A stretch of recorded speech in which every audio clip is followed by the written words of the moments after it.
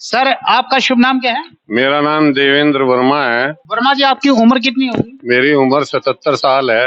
ये 77 साल के नौजवान के साथ में कुछ एक बातें करें हम और जो है ये जानेंगे कि सर आपसे जो जो सवाल करते जाएं उनका थोड़ा जवाब जरूर दीजिए क्योंकि आपका अनुभव लेना चाहेंगे। आपकी जिंदगी का सबसे बेहतरीन लम्हा कौन सा रहा होगा जो आपको खुशनुमा लगा? मेरी जिंदगी में सबसे बड़ा अपने सनातन धर्म की परंपरा को निभाने के लिए हमारे बुजुर्गों ने किसी भी मंदिर को, किसी भी स्थान को जितना सर्वोच्च माना है, उसकी रीढ़ की हड्डी हमारे बड़े बने रहे और हम उस परंपरा को निभा रहे हैं। अभी ये चट्टाने वाली को कहा जाता था कि ये चिंता को दूर करने वाली है और चिंता को दूर करने के बाद यहाँ मत्था टेकते हैं, हर छठे महीने बाहर जाती है। परंपराएं क्या हैं कि चाहे यहाँ हमारा कोई भी बच्चा परिवार में पैदा हुआ, कोई मकान बना, कोई फैक्ट्री लगी, कहीं नौकरी लगी और मन के अंदर एक भावना बनाई कि माँ चट्टाने वाली मेरे पे कृपा कर, तो वो चाहे अमेरिका हो तो वो कभी ना कभी यहाँ आएगा जरूर। और इस भावना को देखते हुए हमारे जितने भी बच्चे हैं छोटे छोटे, जिनको हम कन्या लोकड़े बोलते हैं, उनको यहाँ बुलाकर उनका मान इसलिए करते हैं कि ये बच्चे ये कहेंगे कि जब हम छोटे छोटे थे तो माई छठी को हलवा बांटती थी और हलवा बांट के बाहर जाती थी, तो हमारे को कन्या लोकड़ों के बतौर हमें तस्तरी हमें ये मिला करता था। अरे आपकी जिंदगी का सबसे बेहतरीन लम्हा जानना चाह रहा था मैं। आप वो बताएं जिससे आपको सबसे ज्यादा खुशी मिली। मेरे को सबसे ज्यादा खुशी ये मिली कि हमारे यहाँ बड़े हलवाई हट्टे में बड़ा जैन मंदिर है, थानक है, अपना मस्जिद भी है, यहाँ गुरुद्वारा भी है और सबसे बड़ा हमारा जो मंदिर है वो ये प्रेरणा देता है कि हम सब मेल खा कर रहे हैं। और सोनीपत के अंदर एक बहुत बड़ा उदाहरण है, इस चट्टाने वाली में यहाँ सभी को काम मिलता है। ये सभी लोग ये नहीं कहते कि ये मजदूर कौन है कौन नहीं, यहाँ आंख मीच के माता की सेवा करते हैं और इस परंपरा को निभाते हैं। क्या वर्मा जी आप सवालों का सीधा जवाब बिल्कुल नहीं दे रहे हैं, कोई बात नहीं है, आप अपने अनुभव दर्ज करा रहे हैं, स्वागत है फिर भी आपका। मैं एक बार फिर आपसे पूछ रहा हूँ, आपकी जिंदगी का सबसे बेहतरीन लम्हा कौन सा है? मेरी सबसे बड़ी जिंदगी का लम्हा है मानव सेवा।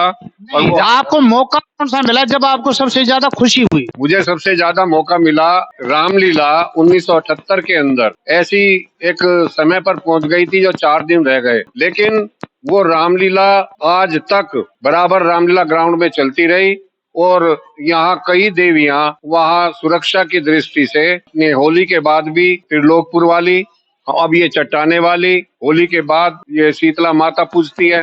सारी देवियों का जो स्थान है वो हमें वहाँ प्राप्त होता है। इस शहर के 4 दरवाजे हैं, एक थाना दरवाजा, कुमारान दरवाजा, लाल दरवाजा और इसको कहते हैं सावन दरवाजा। सावन दरवाजे का अर्थ है कि जो सावन के महीने के अंदर हर प्रकार की जो खुशियां हमें मिलती हैं वो इसी इलाके में मिलती हैं और सभी ये देवी, इसको नगर देवी देवता बोलते हैं।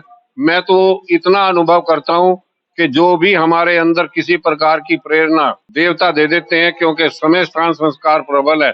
हम कहीं भी चले जाएं, स्थान खींचता है, समय ले आता है संस्कार के लिए। सवालों का जवाब मैं जानना चाह रहा था वो नहीं आया, आप दूसरी बातें बता रहे हैं। मैं आपकी 77 साल की जो उम्र है ना, उस उम्र के अंदर कुछ एक आपके जीवन की घटित घटनाएं हैं, यदि आप वो बताएं तो उससे क्या होगा कि हमारे दर्शकों को एक प्रैक्टिकल वे के अंदर उस बात को समझने का मौका मिलेगा। अब मैं एक अगला सवाल करता हूं क्योंकि उसका तो आप जवाब दिए नहीं। आप तो एक दूसरा सवाल ये है कि आप जिंदगी के अंदर कभी दुखी हुए? मैं दुख को महसूस नहीं करता। आप दुख को महसूस नहीं करते, इसका तरीका क्या है? इसका तरीका है कि हम देवी देवताओं को मानकर मन, मनात्मा, परमात्मा, हमारी ये लाइन है। हम अपने मन को परमात्मा से, आत्मा से जोड़कर चलते हैं तो हम परमात्मा के एक अंश हैं। सर ये आप बहुत अच्छी बात बता रहे हैं कि भाई आत्मा और परमात्मा का मिलन जब हो तो बात ठीक है, ये अध्यात्म चिंतन है। लेकिन क्योंकि हम भौतिक जीवन जी रहे हैं, ऐसा है कि आत्मा को तो जो ना दर्द नहीं होता, लेकिन शरीर को जैसे कोई सुई लगती है तो आदमी चीखता है। ये this thing is a realisation. क्या आपके मानव जीवन के अंदर भौतिक दृष्टि से जो कोई डिप्रेशन की स्थिति आई हो या कोई आपको जो है दुख तकलीफ ऐसी हुई हो, ये सवाल क्यों पूछ रहा हूं जरा वो मैं बता देता हूं। वो इसलिए कि आपका जो अगर ऐसी कोई घटित घटना है और उससे आप उभर करके आगे आए तो वो तरीका क्या है ताकि दूसरों को जीवन के अंदर टेंशन फ्री होकर के जीवन जीने का मौका मिले। अपने मन को खगोल दिया। अब मेरा मन एक एक शरीर का बाल रोमटा खड़ा हुआ है। बाबा देवराहा जी के आशीर्वाद से यहाँ 1984 में यज्ञ हुआ और ऐसी ऐसी घटनाएं हुई हैं कि दिल्ली के अंदर इंदिरा जी गुजर गई, पुलिस आई, हमने कहा ये जगह पूजी हुई है, आप जूते उतार कर चलो। एसपी डीएसपी सारे वहाँ, कोई 100 रुपए कोई 200 रुपए दे गया। बाबा देवराहा यहाँ वायु के द्वारा आए और उन्होंने 1 घंटे के अंदर 2,60,000 रुपए लोगों की भावना में मिलाकर हमारा वो खर्चा पूरा किया। और सोनीपत रामलीला ग्राउंड से जहाँ पर वो यज्ञ चल रहा था, श्री विष्णु महायज्ञ, वहां से गन्नौर तक, गोहाने तक और साहिबाबाद तक और बागपत तक ये शहर खिलवाया मुझसे। मैं इतनी बात इसलिए नहीं खोल रहा था, हाँ, मैं वो खिलवाया। उसके बाद यहाँ कोई घटना नहीं घटी। और बाबा देवराहा जी से जिस समय हम गए तो इंदिरा गांधी जी एक दिन पहले उनसे आशीर्वाद लेने गई कि जो भी कुछ मैं करूं उसमें सफलता मिले।